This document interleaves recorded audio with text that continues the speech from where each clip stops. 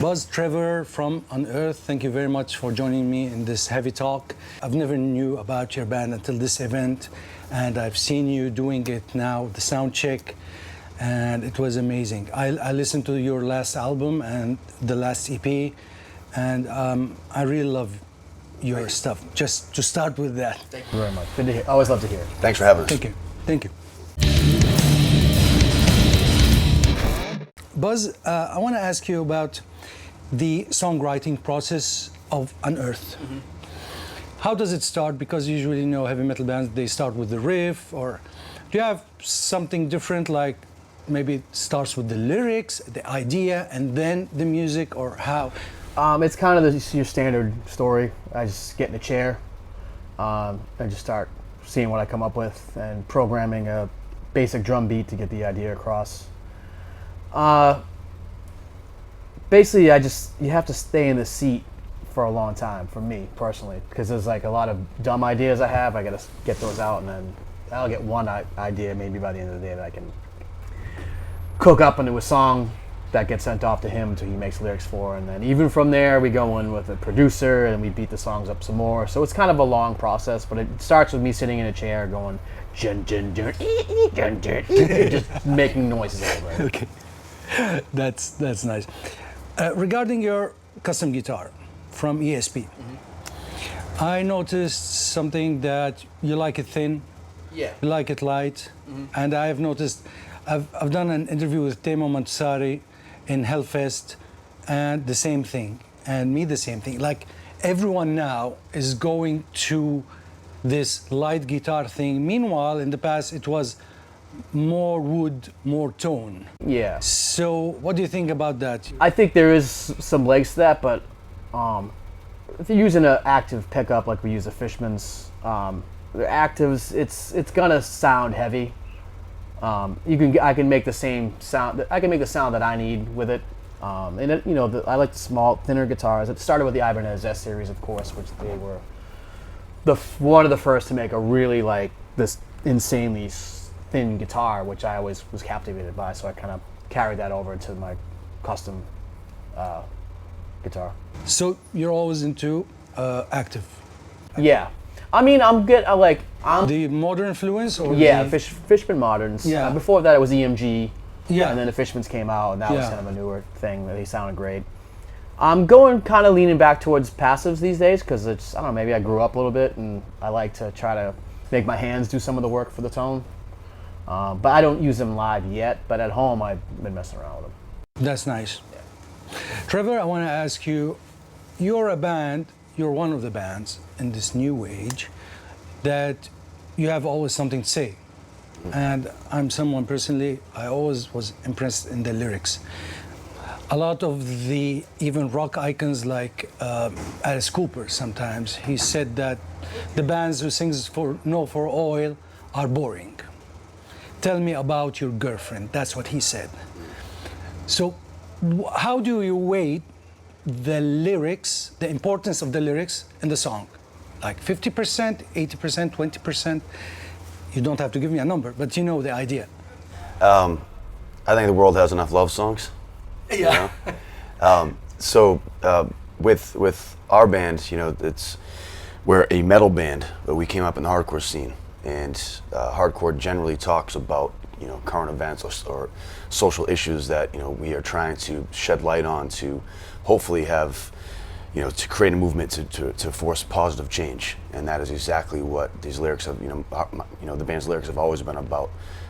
I take a lot of time to write the lyrics, and I make sure that I do my research on them so I'm not called out and something is wrong, and so it takes me a lot of time. So this last record, Buz wrote the record, I got my vocal patterns and I was all set with the patterns, and I just wasn't done with the lyrics. So I got halfway done, and I was working with Will Putney, and I would submit lyrics, and he's like, that's good. He's the producer. Right, exactly, and he was like, that's good, but you can do better. And so I'd have to go back to the drawing board. And so it took me some time, and then you get in your own head and you start to doubt it, and then it's a very excruciating process to get there. Especially with this record it's our first ever full concept record, and I had to have the whole record be about something, not be too redundant. So I had to do a lot of research. I had to make sure I didn't repeat myself too much, and it took a minute. It was painful. It's not easy. Yeah, it's painful. At the end, I was very happy with the product. The song "Into the Abyss," based on the movie, Yes. the Swedish movie. I couldn't find it anywhere. I read about it, but it reminded me of, I don't know if you watched it, an independent French movie called Oxygen. I've not seen that one. You have to check it out, because I read about Anyara and I wish I could see it somewhere, now streaming. But it looks very interesting. But the video, so you guys come up with the video ideas, of course, or the director. I've seen the video of Into the Abyss, and it's very nice. It's very intellectual, let's say. So the producer Neil Corbin, he came up with that, the treatment for it. I gave him the concept of the lyrics. I told him about. I pulled from the movie a bit, and also kind of went off in its own direction. So I was inspired by the movie, but I didn't actually copy, the whole thing. And he had this idea, and so we went back and forth, and we ultimately agreed on it. Usually that's how we go. If we're going to have a concept video, we generally like the director producer to give us an idea, and we all sign off on it. But the ones that are the easiest to make are just the live ones. Like the first song from the latest record was just us in Japan. Yeah, and that's so easy, and it captures our energy, and then also the in between the show stuff, and that's ultimately more fun for us, because it's just us doing our thing. And those concept videos can be a little stressful, and hopefully they go over well. Great. Buz, do you think that metalcore as subgenre is a little bit diminishing name to the style?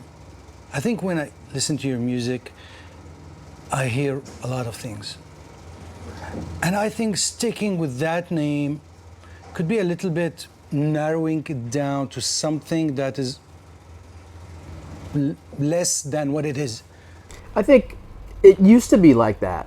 Maybe like late 2000s, mid 2000s. That the name metalcore kind of had a little bit of a stink on it, because there was so many bands coming out claiming that tag and that weren't really that good. So I think the general metal population were like, if they heard those two words together, they were like, Now I think it's evolved into a whole other thing that's like, more popular than ever conceived, and some of it is not.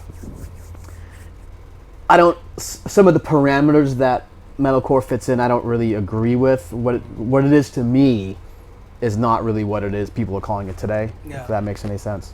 But it's not up to me. It's not up to what I think it should be. But what I consider metalcore is not like what modern people consider to be metalcore. Yeah, like the big four of thrash, and none of these big four sound like the other. So, yeah. But they are all under one umbrella somehow. So, regarding the gear, you're still using the analog stuff? Yeah, because I think I'm too stupid to learn how to use the digital things. I don't like screens. I only like menus when I'm at like a Chili's or like an Applebee's restaurant. It's just too many options. I get caught up in all the stuff, all the ways that I can tweak it. I get lost in, and I don't end up actually playing guitar. They're very convenient. They sound great, but I just don't have time. I want to just get up there and plug and play is a blessing. Yeah, I get a couple pedals, overdrive pedal into a head, and turn the knob, and now we're making music. Great. But that might be just me as an old head talking. I think that's part of it. Yeah, maybe sitting at home for hours to spend some and dive in the menus. It's tiring. Yes. I hate that too. But about the lyrics, there's a theme that is always in Unearth's lyrics, which is linked to the name of the band somehow, the environment, and how human beings are destroying life. Don't you think that somehow the seed of that man is born with the seed of his death? There's no way we can avoid that. Maybe if we go back beyond or before the Industrial Revolution, but any other think then that it will continue on happening if we drink beer, if we're throwing garbage everywhere. I don't know. I see this very much a theme that, so I would like to understand, why is it a main theme in your song? Because we can do better. We're smart enough. We can do better. We can prolong our existence. Yes, it seems like mankind, the way we're built, we're basically cockroaches. We will continue to reproduce, and at one point in time, unless we make drastic changes, we're likely going to be too many, and we're going to use up all of our natural resources. But we're speeding towards that now. Whereas we can make the changes. We're smart enough. We have the technology to have cleaner energy and to dispose of our waste in a better way. And we can not treat the world's animals the way we do. You know, if we reduce our meat consumption, we won't have the industrial farming for these animals, and it will prolong our existence. And so that's what I'm trying to shine a light on. It's like, hey, let's do better, because there's a lot of careless acts that we're doing right now that we're just fast forwarding our own demise, where we can live for many centuries and be prosperous, and maybe by then we'll be smart enough and have the technology to really make it clean and have a bright future for not just us, but for the planet. But the way we're on now, the acidity level in the oceans is rising very rapidly. Every year is the hottest year on record, and so this is not sustainable. So before, the projections were 200 years we're doomed. Then it was 100 years. Now it's 50 years. Now it's like they're saying maybe by 2035 it's going to be uninhabitable in many parts of the world. And that's just not acceptable for me. I have kids. Buzz has kids. I care about the people in this world. I care about the animals in this world. I just want us to do better. That's great. There's another theme that is linked to that, like warrior souls. It's like a revolution. You think one day this could really happen in the real world, where the righteous, between brackets, could do this revolution? It doesn't have to be a violent revolution, though the song is violent, the sword and stuff. But I mean, do you think that human beings as a global thing one day can reach that point where they can force a positive change? I think one of the main qualities that humans possess is the desire for survival. And so if we are put in a position where it's clear it's too difficult to survive, then people will bond together and force a change. I wish I knew the exact location of this in Australia, but the song was inspired by two high school girls in Australia, where they hung themselves up at I believe it was a coal mine. This is about 4 or 5 years ago, and it stopped production. And they were just kids. No. They were just on okay. They were up there, and they were breaking the law, but they stopped production on the coal mine just to draw attention to it. And it's that there's kids, and because they knew their future was in peril, and they were trying to shine light on it. And the children of the grave, if we exactly song. Right. And so, but now it's progressing. A year or two ago, a man lit himself on fire in Washington to prove a point. Not the best way to prove a point, but he had to prove a point, and that he was desperate enough to do so, and he believes so strongly that we should do more about what's happening, that he did this horrible act to himself. So I do believe that if things get desperate enough, people will make an effort, a real effort. You should see the series Utopia. It's very important. You'll like it. It's somehow linked to everything you said.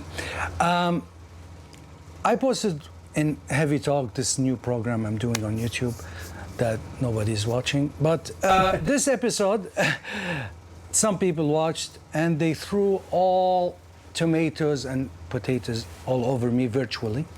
And the question for you two is, I said that Iron Maiden, at the end, they were more influential than Black Sabbath. Because my idea was that all the 70s things that Priest and Sabbath and Zeppelin did, the Iron Maiden was the bridge that, because I listened to your I listen to your music, and I hear a lot of quote-unquote In Flames, which is In Flames is death metal Iron Maiden. Because I'm usually trying to steal In Flames riffs. Excuse me? It's because I'm usually trying to steal In Flames riffs. That's why you would hear such a thing. That's a joke. No. Very one of my biggest influences In Flames. Yeah, I hear that. But I see the leap you're trying to get to is like the Iron Maiden type of stuff lends itself to that, you know, which you can't have one without the other though. You can't have Sabbath without Maiden. Yeah, you can't have Maiden. I don't know if I interrupted your point or not, but I was thinking that that's where you're going with it. So you don't totally disagree? No. I think you're right. Maiden is as big of an influence as Black Sabbath is. Yeah, I've never sat with any musician that didn't mention Iron Maiden in the top 3 or top 5, you know. Even if you don't listen to them directly, Yeah. you're probably listening to them indirectly from some other band who's drawn so much influence from them that now you're basically listening to Iron Maiden by proxy, you know. Yeah, yeah. And I don't know what you think about that, but we probably agree that a lot of people now are, because social media is giving, you know, keyboard warriors a lot of a platform to spread their hate, and there's like some kind of trend to hate on Metallica and Lars and Kirk, and that's baffling to me because even if you don't listen to Metallica, you have listened to Gojira, for example. There's no Gojira without Metallica, so you have listened to Metallica, and they were an influence. You know what I noticed is I think a lot of the older, like our generation, we are not as into the later Metallica stuff as we are the early classics, of course. But I talked to a lot of like new bands coming out, like newer hardcore bands and stuff. They love all of the new stuff, and like I don't get it myself, but I'm like the kids are into it, so that's what's up, you know. Yeah. So. What else I want to talk about? Can I look at the paper? Because ever thought of adding clean vocals to your music? There's some on the Wretched the Ruinous. There's a couple spots. Yeah. So it's something that I don't want to drench our songs in. I want to use it kind of as a tool. You know, where it's tasteful, and that's always been the intention. So the world already has Killswitch, who I personally believe is the best at clean choruses. They're you know what you would call metalcore with the best clean choruses out there. I want to use it more sparingly and just kind of put it in tastefully in songs, and we started to do that on the latest record more. So we have. Mother Betrayal starts with it. Into the Abyss has the part. It's kind of similar to our song Endless that we wrote back in 2002. It's just that section towards the end, more of a bridge, and then Broken Arrow, and that's more of a rock vocal. It's so I'm using more tools my vocal arsenal is increasing. I'm working on it constantly, and I don't want to just do it and be out of key. I want it to be strong. I want it to be tasteful. And I want there was a time where there was like pressure to have that, like I think just by every you seeing bands like the same as basically the same as us, but they would drop in the big shiny chorus with the the whatever the guy singing the part. So it was like, and you would watch that band take off because it works, because people, it sounds cool, people like it. So we were always kind of like, should we do it? I don't think so. Just wasn't really. We have a couple of parts throughout our catalog that have that, but they're few and far between. It wasn't. We tried it a little bit, and I think it was not a fit for us. Okay. I'd like the focus to be more on the aggression of the music, and not a big pop chorus. Yeah, I understand that. I asked that because I noticed now clean vocals is somehow making a comeback. In the 2000s, from the Meshuggah stuff and onward, everyone was using growling, and I noticed some new bands are returning. So yeah, I think whatever whatever you feel like sounds good for your band, you should do it. I think there's no rule. I think more vocal dynamic is good. So you can use different tones and different voices. For instance, I think Chuck Billy is the best crossover. Heavy vocalist. You know, there's better singers, clean singers, but he's got a great singing voice. But he has a whole arsenal of voices. He's got a best death metal growl. He's got a speaking voice. He's got his mid range. He's got a high. He's got it all. And so that's what I'm striving to be. I'm like, I want to have that kind of arsenal. And I feel like every record I'm making steps towards it. And so I think that really adds dynamic to a band when a guy can do a lot of different voices and makes each part sound unique and makes the song more cohesive and not just kind of a linear, boring song with one vocal. That's a good example, Chuck. Really, it never crossed my mind.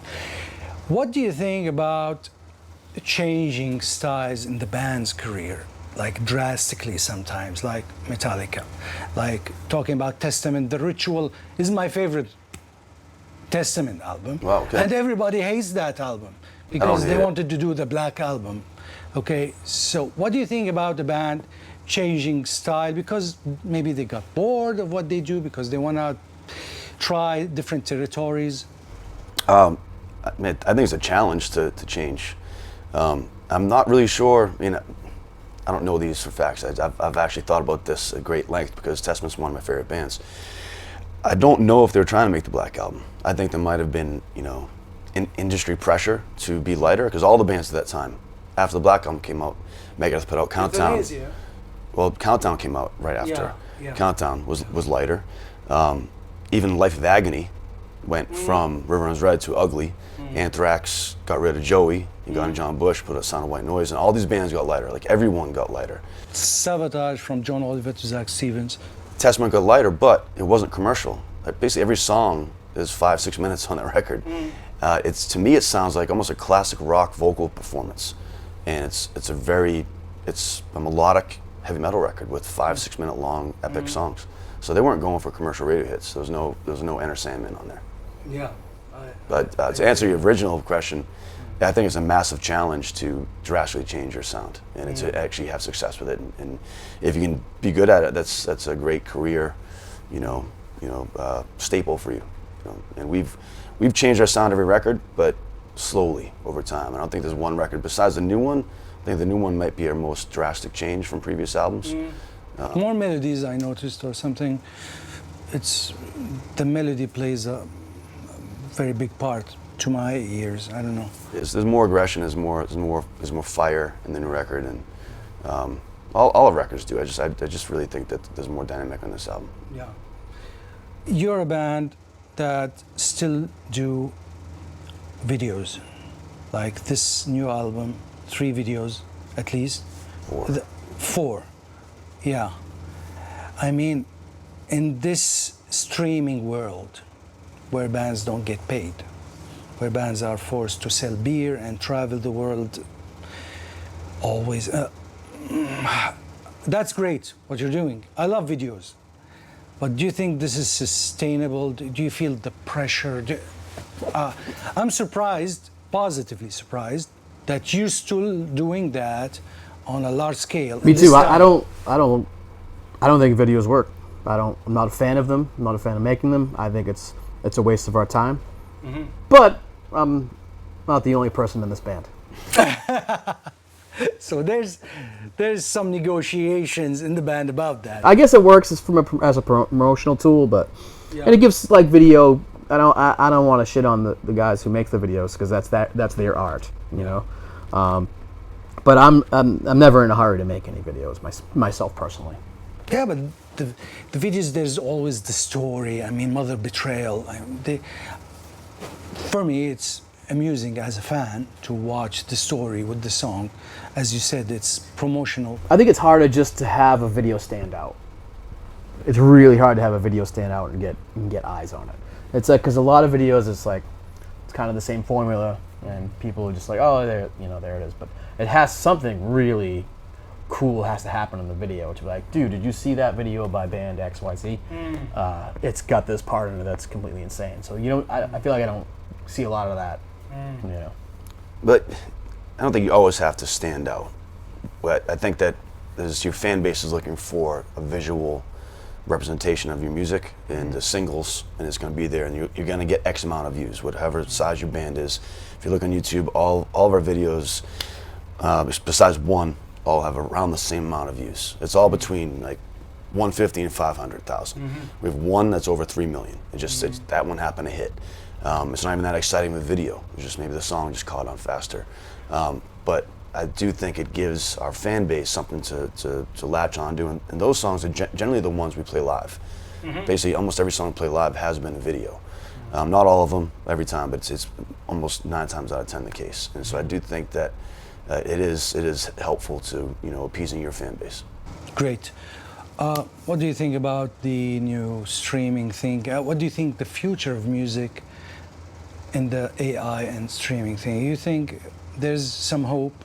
Are you positive or negative?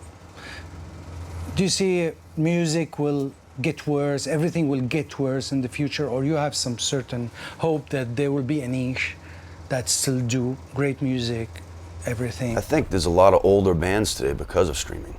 Because back when I was growing up, like genres would disappear. Glam disappeared because labels gave up on glam. Yeah. But now glam's back because people listen to those Steve records. Banter. Yeah, but even the older bands that disappeared are back touring again because people listen to it on streaming services. You don't need the label anymore. Yeah. I think that's very important. So, as long as you put your legwork in with touring and your social media presence, then fans will see that you care. And then all of a sudden you're booked on a tour, and then you have a career again, and you're out there and you're having a great time. So it's great to have labels to pay for the recording and to advertise for you. But if you are already a staple, if you're already a band that is known, You can be free. you can be free, and just do it. Just as long as you work hard, then you're going to be here until you don't want to do it anymore. Okay. Unless you blow it somehow, and get canceled or something. Yeah. Final thoughts about the band's, plans in the near future. Call them futuristic plans.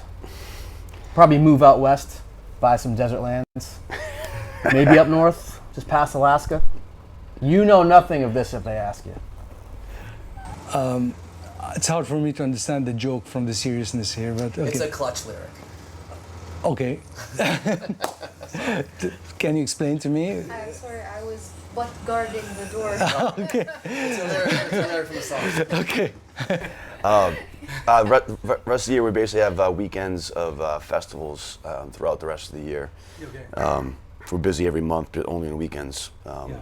And then we have a tour we're going to announce April, May of next year. It's a big one. It's a support tour. It's a North American tour. And we're fielding offers for other stuff. There's other territories that we haven't hit yet on this album cycle, and just waiting for things to come our way that we want to do. And we don't want to tour too much, and we want to make sure that we're taking the right tours, because if you take the wrong tours, then all of a sudden the industry looks at you the wrong way, or the fans might say, oh, the band fell off. So it's always going to be a good look. It's always going to be a strong show, and it also keeps us happy when we're playing good shows. So it's this is our 26th year. We don't want to over tour. We also don't want to under tour. There's a balance we have to find. It just has to be It's the right not one. easy. Thank you very much. Thank you. Gentlemen. Thank you very much for that. Yeah, that was super pro. Thank you. Thank you. Very calming. Thank you. Thank you very much. Sometimes I get hyped up and I start to trip over words. You kept me calm. Thank you. Thanks, man. Interesting questions. I'm happy you liked it. Take your time, Thank you. dude. One more. Thank you. Thank you very much. Appreciate it. Thank you, fellows. Appreciate it. Good luck tonight. Thank you. We'll Yes. See you in the pit. I'm looking forward. See you in the pit. Huh?